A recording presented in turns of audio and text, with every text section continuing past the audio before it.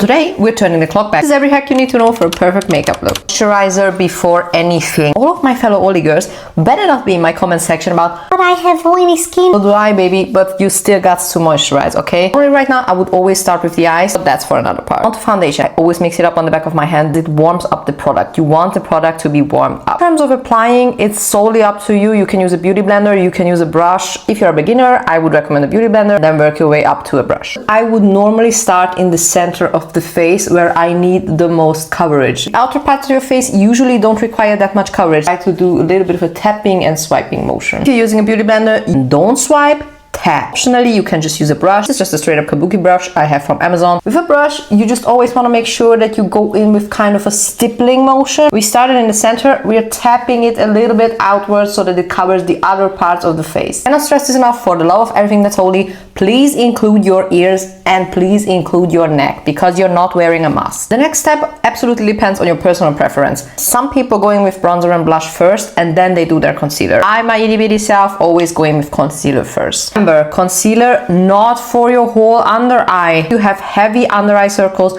always pick a shade that's 1 to 2 shades darker. Put a little bit into the middle, a little bit on the outer corner. Your under eyes, you want to go in fairly fast so that it doesn't cake up. Imagine it like paint. If you let it sit, what happens? The paint settles. That's exactly what happens with concealer. For the other parts of your face, you can just put on a concealer where you think that you need a little bit more coverage. Don't be fooled with the internet. Blemishes will definitely peek throughout the day. There's no way that your skin is going to look absolutely perfect all the time. Listen, baby. Here is where opinions go both ways. People say they do not need liquid products before they put on their powder products.